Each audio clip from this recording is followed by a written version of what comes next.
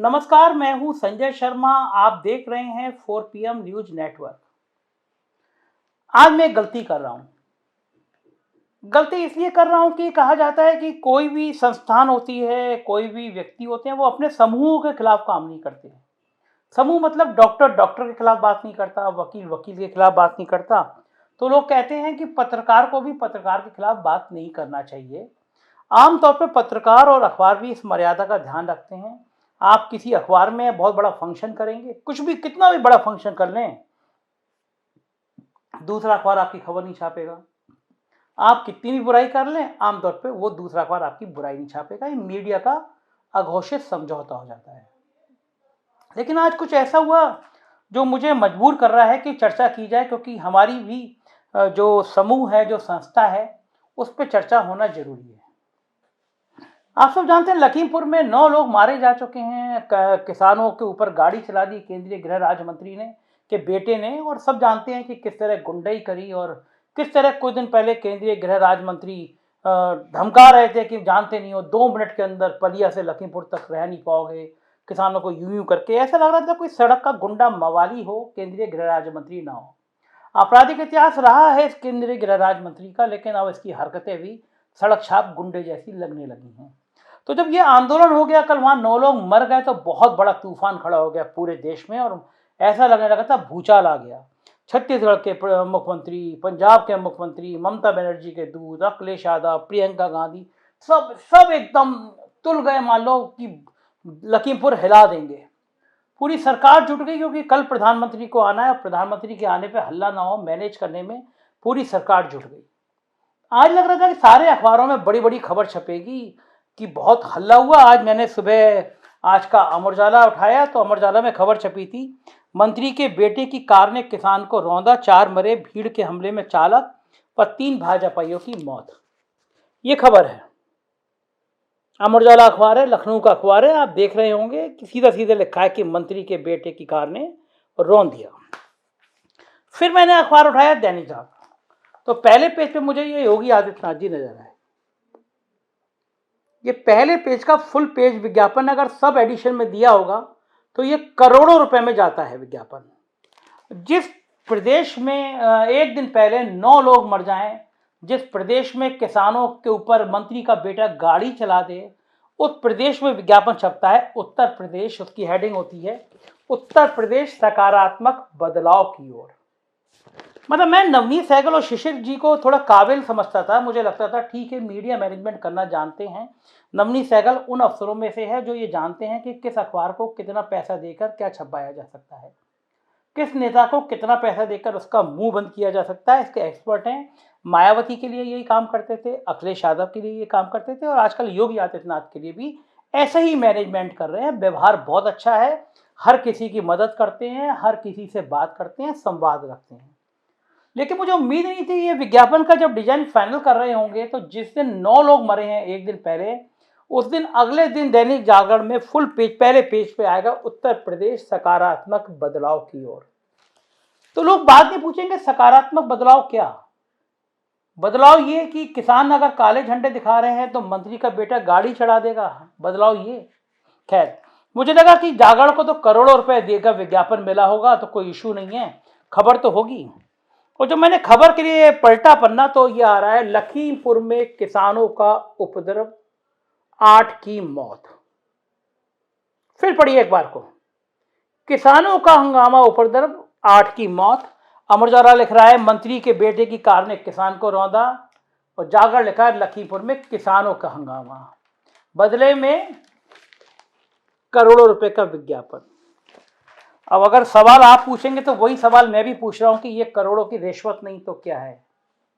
और ये करोड़ों के पैसे ना नवनीत सहगल जी की तनख्वाह से आते हैं, ना शिशिर जी की तनख्वाह से आते हैं, ना योगी आदित्यनाथ जी के फंड से आते हैं।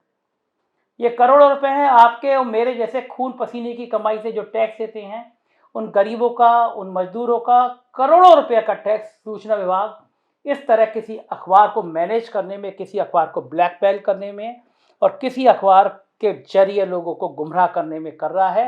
हेडिंग लगा रहा है कि किसानों ने उपद्रव किया। नतीजा क्या हुआ? पूरे प्रदेश में आज कई बड़े जिलों से खबर आ रही है कि वहां पे दैनिक जागरण अखबार की प्रतियां जला दी गई। अब जब आप अखबार के मालिक होते हैं तो आपको दो बातें तय करनी होती हैं। पहली बात ये होती है कि आप सरकार के साथ समझौता कर लो, जो जागरण ने कर लिया है, आज साबित हो गया। फायदा ये होता है कि आपको हर महीने करोड़ों रुपए सरकार देगी। आप किसी विभाग की कॉफी टेबल छापोगे उसके करोड़ों मिलेंगे, आप इवेंट करोगे उसमें सरकार करोड़ों रुपए देगी, आप संपादक को तो जिस अफसर से जो कहोगे काम करोगे वो काम कहेगा, ठेके पट्टे ट्रांसफर पोस्टिंग सब धंधे आपके कहने से होंगे, प्लॉट मिलेंगे आपको। यानी आपको ऊपर लक्ष्मी जी की ऐसी कृपा बरसेगी आप सोच नहीं सकते। लेकिन बदले में आपको करना पड़ेगा कि अगर किसान मारे जाएं मंत्री के बेटे की गाड़ी से तो उल्टा लिखना पड़ेगा कि किसानों का हंगामा है, मंत्री के बेटे को बचाना पड़ेगा, क्योंकि इतना तो आपने नमक खाया है तो नमक का हक अदा करना ही पड़ेगा। अब दूसरी बात, इसका नुकसान क्या होता है? इसका नुकसान ये होता है कि आपकी साख तार तार होती है, आपके अखबार की प्रतियां जलाई जाती हैं, जैसी दैनिक जागरण की आज जलाई गई। और उससे भी खराब क्या होता है, ट्विटर पे आज सुबह से ट्रेंड हो रहा है, और ट्रेंड की जो भाषा है वो ट्रेंड की भाषा भी मैं आपको देख के बता रहा हूँ, बहुत अजीब सी है। और हैशटैग चल रहा है दैनिक जागरण दलाल है, सुबह से चल रहा है। ये अखबार का हेडिंग, ये अखबार ट्विटर पे ये हैशटैग चलना, ट्रेंड करना बड़ी बात होती है। लगातार घंटों तो ट्रेंड हो, दैनिक जागरण दलाल है, तो कम से कम जो पत्रकारिता कर रहे हैं उनके सीने पे बहुत आज सांप लौटा होगा। पत्रकारों की गलती नहीं है, दैनिक जागरण में एक से एक टैलेंटेड पत्रकार है, ऐसा है कलम हाथ में लेके आग लगा सकता है। लेकिन जब मालिक का इशारा है कि हमें सत्ता के पक्ष में ही लिखना है, तो संपादक या पत्रकार क्या करेगा? जब मालिक का ही मकसद है कि हमें केवल सत्ता की गुलामी करनी है, तो पत्रकार क्या करेगा? बहुत तेज तर्रार पत्रकार है कि यशवंत सिंह, देश की बहुत बड़ी मीडिया वेबसाइट है भड़ास, वो भड़ास के मालिक हैं, और भड़ास पे तमाम मीडिया के अंदर की खबरें आती रहती हैं। आज यशवंत सिंह ने अपनी फेसबुक पे लिखा है, उपरोक्त हैशटैग को कॉपी करके ट्विटर पर एक ट्वीट आप भी ठोक दीजिए, नंबर 1 पर ट्रेंड कर रहा दैनिक जागरण की दलाली, इस यज्ञ में आप भी आहुति दीजिए। उपरोक्त हैशटैग को कमेंट बॉक्स में डाल दे रहा हूं ताकि कॉपी करने में आसानी हो। हैशटैग के साथ आज के जागरण का फ्रंट पेज भी नकदी कर सके तो कर दें, सत्ता के दलालों को एक और धक्का दो। तो मैं दैनिक जागरण संस्थान से माफी मांगूंगा कि मुझे उनके लिए इतना बोलना पड़ गया। आमतौर पे कोई अखबार वाला दूसरे के लिए बोलता नहीं है, लेकिन कहीं ना कहीं अखबार की पत्रकारिता की मर्यादा भंग होती है। तो मैं आपको बता रहा था, सरकार के संग जब आप अलायंस करते तो आप करोड़ों अरबों कमाते हैं, और जब आप सच लिखना शुरू करते हैं, जो होता है वो लिखना शुरू करते हैं, तो क्या होता है मैं वो भी बताना चाहता हूं। तो आपके सारे विज्ञापन बंद कर दिए जाते हैं, तो आपके दफ्तर पे हमला होता है, तो आप किसी अफसर के खिलाफ लिखेंगे तो वो अफसर सत्ता के नशे में आपके खिलाफ आर्थिक अपराध अनुसंधान की जांच सेटअप कर देता है। इस सरकार के मुख्यमंत्री के एक बहुत मुंह लगे अफसर हैं, इतने दस्तावेज मेरे पास में आ गए हैं, मैं बहुत जल्दी खुलासा करूंगा उनकी संपत्तियों के। लखनऊ के एक मॉल में उनकी हिस्सेदारी है, सारे आईएएस अफसरों की पोस्टिंग में उनके पीछे उनका हाथ रहता है, बहुत बदनाम रहे हैं और बहुत लंबे लंबे उन्होंने घोटाले किए हैं। तो जब आप करते हैं तो ऐसे अफसर चमचागिरी में और आगे आते हैं, आपके खिलाफ आर्थिक अपराध अनुसंधान की जांचें सेटअप हो जाती हैं, एसटीएफ आपको और आपके दोस्तों को धमकाने लगता है, तरह तरह के षड्यंत्र करे जाते हैं कि आप किसी तरह गिरफ्तार हो जाएं।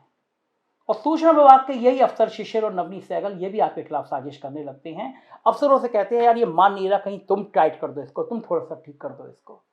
ये सब साजिश आपको झेलनी होती है, लेकिन ताकत क्या मिलती है? ताकत आप जैसे लोगों का प्यार मिलता है।